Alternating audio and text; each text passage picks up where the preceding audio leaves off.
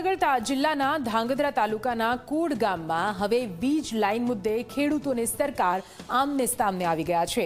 કચ્છથી નીકળેલી high tension વીજળી લાઇનની કામગીરી હવે કુડ ગામ સુધી પહોંચતા ખેડૂતોમાં ભારે આક્રોશ ફાટી નીકળ્યો છે। યોગ્ય વળતર વગર ખેતરોમાં બળજબરીથી વીજપોલ ઊભા કરાયા હોવાના આક્ષેપ સાથે હવે ખેડૂતો આંદોલનના મોરચે ઉતર્યા છે। જુઓ અમારો ખાસ રિપોર્ટ।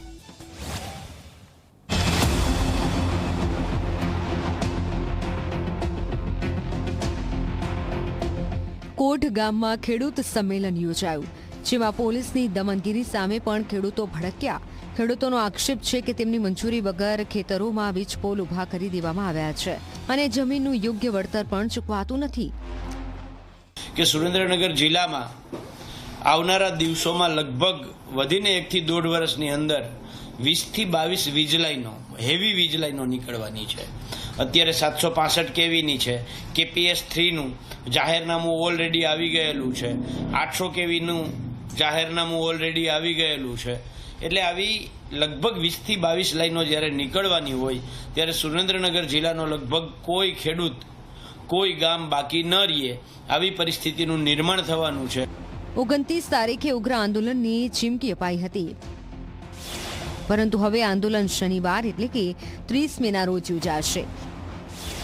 કિસાન સંઘર્ષ સમિતિ અને કિસાન કોંગ્રેસના નેજા હેઠળ 23 ખેડૂત સંગઠનો સરકાર સામે મોરચો ખોલશે। જમીન માપણી, ટેકાના ભાવ, દીવા માફી, ખેડૂતોની જમીનમાં ઉભા પાક થતા વીજપોલ અને મફત વીજળી જેવા મુદ્દાઓ સાથે ખેડૂતો ટ્રેક્ટર યાત્રા કાઢશે।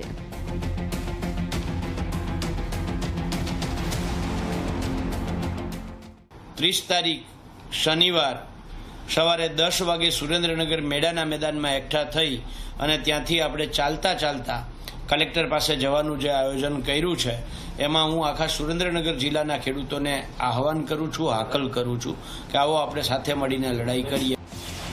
30 મેના રોજ સુરેન્દ્રનગર જિલ્લા મથકે ખેડૂતો ટ્રેક્ટર સાથે પહોંચશે અને જિલ્લા કલેક્ટરને રજૂઆત કરશે, પરંતુ આંદોલન અહીં અટકવાનું નથી। 11 અને 12 જૂનથી રાજ્યના અલગ અલગ જિલ્લાઓમાંથી ખેડૂતો ટ્રેક્ટર લઈને અમદાવાદના શાંતિપુરા તરફ કૂચ કરશે અને ત્યારબાદ 15 જૂને 1111 ટ્રેક્ટર સાથે ગાંધીનગર કૂચનું એલાન આપવામાં આવ્યું છે। ખેડૂત આગેવાનોનું કહેવું છે કે સરકાર મંજૂરી આપે કે ન આપે, આંદોલન ચાલુ રહેશે।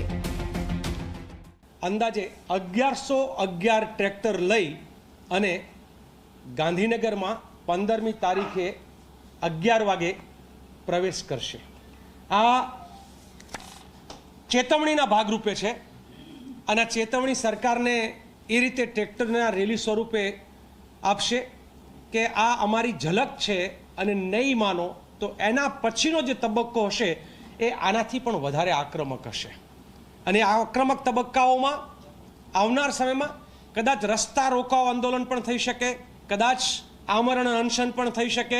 એ ખેડૂત સમિતિ, કિસાન સંઘર્ષ સમિતિ અને કિસાન કોંગ્રેસના સાથીઓ ખેડૂતો સાથે વાટાઘાટ કરીને નક્કી કરશે। ખેડૂતો ચેતવણી આપી રહ્યા છે કે 15 જૂનની રેલી બાદ પણ સરકાર યોગ્ય ઉકેલ નહીં લાવે તો રસ્તા રોકો સહિતના ઉગ્ર આંદોલનો કરવામાં આવશે। આંદોલનમાં કોંગ્રેસના નેતા લાલજી દેસાઈ, પ્રવીણ રામ, ભરતસિંહ ઝાલા સહિતના આગેવાનો પણ એક મંચ પર જોવા મળશે। તો હવે જોવું રહ્યું કે ખેડૂતોના આક્રોશ સામે સરકાર ઝૂકે છે કે પછી ગુજરાતમાં વધુ એક મોટું ખેડૂત આંદોલન ઉગ્ર સ્વરૂપ ધારણ કરે છે। Bureau report, Zee media.